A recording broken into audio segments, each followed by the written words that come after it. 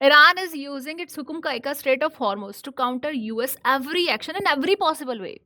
Recently Iran की security council secretary ने clear कर दिया था, अगर हम डिफीट दिखाएंगे ना यूएसए को, स्ट्रेट ऑफ हॉर्मोज को यूज करके दिखाएंगे, क्योंकि ये स्ट्रेट ऑफ हॉर्मोज पे ना हमारा पूरा पूरा जोर चलता है।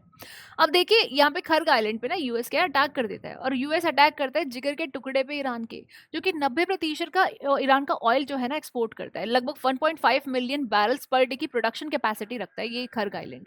और ईरान जो है अपने आप में 7वां वर्ल्ड का लार्जेस्ट ऑयल प्रोड्यूसर है।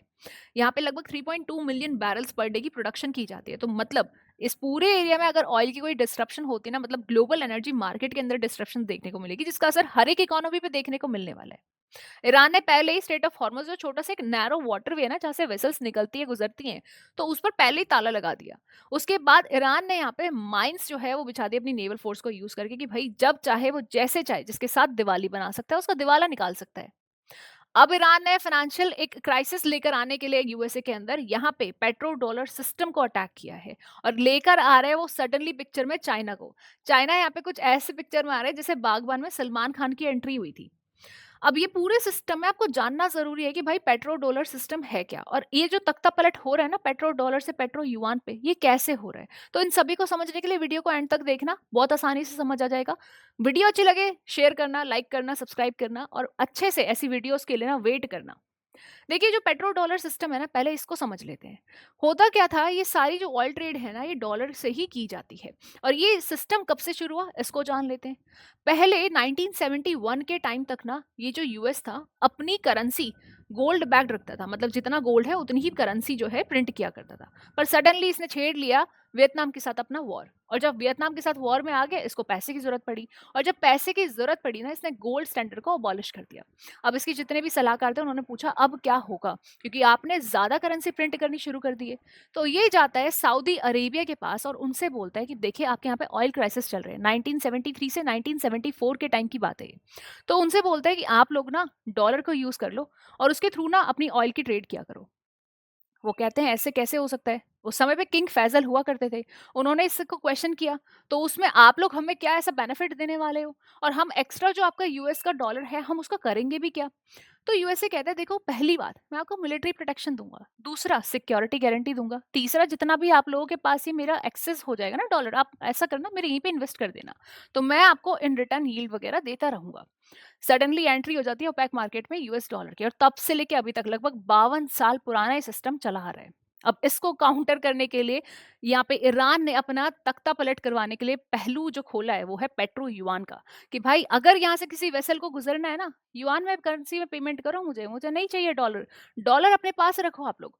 तो यहाँ ये सिस्टम अब लागू है, जिसके कारण यूएस की इकोनॉमी पे बहुत बड़ा क्राइस जो है देखने को मिलेगा। अब देखिए जो पेट्रो डॉलर सिस्टम है ना, इस डॉलर सिस्टम में आप देखिए 80 से 85% की ग्लोबल ऑयल ट्रेड की जाती है। लगभग यही जो डॉलर है इसमें 58% का ना हर एक ग्लोबली, मतलब कि पूरी इकोनॉमीज के पास ये फॉरेन एक्सचेंज रिजर्व की तरह पड़ा हुआ है। आपको यकीन नहीं होगा, जापान के अंदर 1.1 ट्रिलियन डॉलर्स जो है ना वो रिजर्व की तरह रखे हुए हैं। उसके बाद खुद चाइना आ जाता है इसके अंदर। और ये जो डॉलर है डोमिनेट करता है स्विफ्ट पेमेंट सिस्टम के अंदर, ग्लोबल बैंकिंग सिस्टम के अंदर, इसीलिए इसके पास इतनी पावर आ चुकी है, जिस नेशन को चाहे ना यहाँ पे टैरिफ के थ्रू सेंक्शन लगा देता है, और बोल देता है इसके साथ कोई भी व्यापार नहीं करेगा, कुछ भी नहीं करेगा। इसके अलावा टैरिफ सिस्टम के थ्रू जो दूसरी इकोनॉमीज है ना उनके साथ ये प्ले करता है।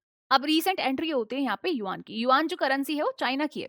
अब चाइना जो है वर्ल्ड का लार्जेस्ट ऑयल इंपोर्टर है। इसका मतलब 11 मिलियन बैरल्स पर डे की जो है ना ये इंपोर्ट किया करता है। अब ये चाइना ने लॉन्च भी किया है recently yuan dominated oil futures, जो शंघाई के अंदर की है। अब चाइना का सडन इसमें एंटर करना कोई भी नई बात नहीं है, क्योंकि यहाँ पे ऑलरेडी कंट्रीज जो है ना एक्सपेरिमेंट कर चुकी है नॉन डॉलर ट्रेड के साथ। रशिया जो है सेल करती है चाइना को ऑयल अपना पूरा युआन के अंदर, इंडिया जो है रशियन ऑयल को बाय करती है अल्टरनेटिव पेमेंट मेथड्स के द्वारा। ब्रिक्स के जितने भी अदर नेशंस है ना वो भी नॉन डॉलर ट्रेड मतलब डी डॉलराइजेशन को डिस्कस कर रहे हैं और उसके अलग फ्रेमवर्क्स बना रहे हैं। ईरान इज नॉट डूइंग आइसोलेटेडली, मतलब ये सारी चीजें जो है ना ग्लोबल शिफ्ट है करेंसी डी डॉलराइजेशन और डाइवर्सिफिकेशन के लिए। अब ये सारी चीजें अगर आप सुन रहे हो तो आपने सुना ईरान को, आपने सुना इंडिया को, आपने सुना चाइना को, आपने सुना रशिया को। भैया ये सारे पार्ट जो है ना ब्रिक्स के पार्ट है। और ये ब्रिक्स नेशन जो है ना, ब्रिक्स पूरी की पूरी एक जो समिट्स वगैरह होती है इसके अंदर 40% ऑफ द वर्ल्ड की पॉपुलेशन आ जाती है, क्योंकि इंडिया आ गया, चाइना आ गया, यही अपने आप में काफी है। 32% ग्लोबल जीडीपी आ जाती है, जो कि परचेसिंग पावर पैरिटी को दिखाती है यहाँ की।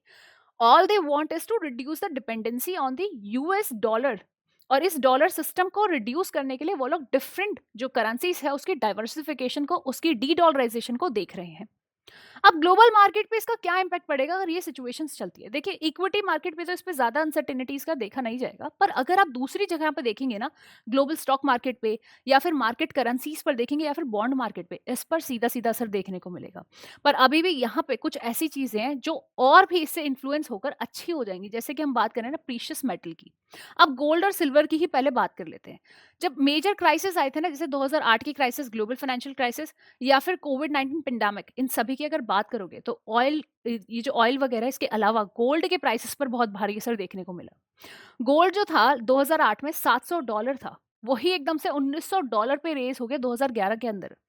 डॉलर के वीकन होने से ना पेट्रो युआन जो है वो एक नई शिफ्ट की तरह दिखाई देगा। ग्लोबल में एक ग्लोबल सिनेरियो के अंदर गोल्ड और सिल्वर की डिमांड जो है ना वो काफ़ी ज़्यादा हाई हो सकती है, जिसके कारण उसके रेट भी काफ़ी बढ़ सकते हैं। इन सभी से गोल्ड और सिल्वर मतलब ज्वेलरी सिस्टम पर भी बहुत बड़ा असर देखने को मिलेगा। अब पेट्रो डॉलर जो है सडनली डिजिटल युआन की तरफ जो जा रहा है, वो चाइना और गल्फ कंट्री की ना 21st सेंचुरी का एक नया पैथवे है, एक नई स्ट्रेटेजी है डी डॉलराइजेशन को लेकर, जो कि वो चाहती है कि ये जो कंट्री के ऊपर हम डिपेंडेंसी बना के बैठे हैं ना वेस्टर्नाइजेशन के ऊपर, इसको रिड्यूस कर सके। ये end of the petro dollar जो है क्या रेस करेगा पेट्रो युआन को? और चाइना को इससे क्या फायदा होने वाला है? भाई, चाइना का ग्लोबल इन्फ्लुएंस बढ़ जाएगा। ऑलरेडी वो सेकंड लार्जेस्ट इकोनॉमी है वर्ल्ड की। ऑलरेडी वो प्रोडक्शन हब बन चुका है हर चीज का, तो यहाँ पे ग्लोबल इन्फ्लुएंस उसका और भी ज्यादा बढ़ जाएगा। एनर्जी सिक्योरिटी मार्केट में वो अपना सिक्का जमा पाएगा। तो ये सारे के सारे चाइना को यहाँ पे फायदा होने वाला है। और चाइना के फायदे के साथ हम अगर इंडिया की बात करें तो इंडिया का क्या यहाँ पे रहने वाला है? तो इंडिया की 85 से 88% की जो ऑयल इंपोर्ट है ना वो बाहर की कंट्री से होती है। और लगभग 50% वही हमने जैसे बात की थी, वो सारी होती है आपकी मिडल ईस्ट रीजन से। और ये मिडल ईस्ट रीजन से जो आपकी ऑयल इंपोर्ट और ऑयल ट्रेड होती है ना, यहाँ पर अभी सैंक्शंस लगा रखे हैं, यहाँ पे अभी पाबंदियां लगा रखी हैं, स्ट्रेट ऑफ हॉर्मोज पर पूरा ईरान ने ताला मार रखा है। अब इसके कारण सारी ही इकोनॉमीज में ना ऑयल के प्राइसेस जो है हाइक देखने को मिल रहे हैं। तो ये सिर्फ इंडिया के लिए ही बहुत बड़ा इफेक्ट नहीं है, चाइना, जापान, साउथ कोरिया, इन सभी के लिए बहुत बड़ा एक असर देखने को मिलेगा, क्योंकि इंडिया के साथ साथ चाइना, जापान और साउथ कोरिया भी यहीं के ऑयल पे ज्यादा डिपेंड रहते हैं। अब ये जो स्ट्रेट ऑफ हॉर्मस आप देख रहे हैं ना, स्ट्रेट ऑफ हॉर्मस में 22 से 21 मिलियन बैरल्स का ऑयल जो है ना रेगुलर जो है यहाँ की ट्रेड की जाती है। ऑयल टैंकर्स यहाँ से जो पास होते हैं ना, तो इसके लिए यहाँ पे साफ ईरान कह रहा है भाई युआन में पेमेंट कर दो, अपने यहाँ पे वेसल्स ले जाओ, जितने भी यहाँ पे कंटेनर्स है चले जाओ, बस मुझे पेमेंट जो है युआन में चाहिए, डॉलर में मुझे कर मत देना। अब ईरान की जो स्ट्रेटेजी है इस रेट पे सीधा सीधा एक फाइनेंशियल वेपन दिखा रही है। ये वेपन के अंदर आप दो ही सिस्टम को यूज कर सकते हो, या फिर डॉलर डोमिनेटेड ऑयल ट्रेड होगी या फिर युआन डोमिनेटेड ऑयल ट्रेड होगी। तो अब ये सिचुएशन में आपको दिखेगा कि पेट्रो डॉलर जो है ना, ये यूएसए का एक सुपर पावरफुल सिचुएशन में था। पहला तो ग्लोबल पूरी की पूरी डिमांड पे इसका क्या था, डॉलर का डोमिनेंस था।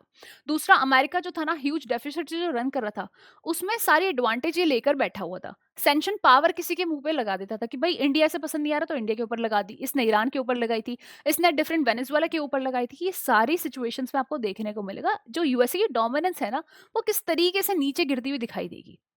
अब ये एक तरीके का रिवोल्यूशन है जो कि यहाँ पे पूरे ब्रिक्स की समिट की कंट्रीज ने ना, ब्रिक्स कंट्रीज ने जो छेड़ा है। अब ये पेट्रो डॉलर जो है डिजिटल युआन के अंदर कन्वर्ट होने वाला है। अब अमेरिका नए डिलेमा में पड़ गया है कि कौन सा है, मिलिट्री एस्केलेशन करे, इकोनॉमिक प्रेशर को झेले, या फिर नई चीजों के होप में बैठे रहे। इसीलिए अब इसने ना धमकी दी है पूरे नेटो मेंबर्स को। ये कहता है कि भाई नेटो मेंबर्स अगर मेरे साथ नहीं है ना, तो आगे अपना फ्यूचर ना खुद देख लेना, मैं तुम्हारे साथ क्या क्या कर सकता हूँ। धमकी तो ये वैसे भी पहले से देता आ रहा है। और रियलिटी चेक पता है क्या है, ये पेट्रो डॉलर जो है ना कोलैप्स ओवरनाइट तो हो नहीं सकता। इसको इतना पता है कि भाई दिन पे दिन तो चीजें खराब नहीं हो सकती, महीनों में भी खराब नहीं हो सकती, इसको लगेगा समय, और समय लगेगा सालों का। अब नए इलेक्शंस भी सर पे हैं, नवंबर 2026 में न्यू इलेक्शंस होने वाले हैं। अब डोनाल्ड ट्रंप के सर पे ना पूरा खतरा मंडरा है। देखो, कोई भी ना पूरा पूरा व्हाइट नहीं होता, कोई भी पूरा पूरा ब्लैक नहीं होता। लोग जो है ग्रे की पिक्चर में आते हैं, स्पेशली जब हम पॉलिटिकल पार्टीज की पॉलिटिकल एक आइडेंटिटी की बात कर रहे होते हैं। अब डोनाल्ड ट्रंप किस तरीके से चीजों को मॉडिफाई करता है, क्या नए अटैक्स वो लेकर आता है, अब ये आगे की सिचुएशन हम देखेंगे। और आपको क्या लगता है डोनाल्ड ट्रंप अब नए स्टेप्स क्या ले सकता है? क्या वो इसका बदला इंडिया से लेगा, क्या वो इसका बदला सीधा चाइना से ले लेगा, या फिर सीधा साउथ कोरिया और नॉर्थ कोरिया पे अटैक करेगा? अब वो करने क्या वाले, नीचे कमेंट्स में बताना। और वीडियो अगर अच्छी लगे ना, लाइक करना, चैनल को सब्सक्राइब करना, बेल आइकन को दबा देना। ऐसी मजेदार बातें हम लोग आगे भी करते रहेंगे। और अपनी ये वीडियो ना सारे फ्रेंड्स और फैमिली के साथ शेयर कर दो कि वो क्या सोचते हैं इसके बारे में, वो भी अपना राय बताएं।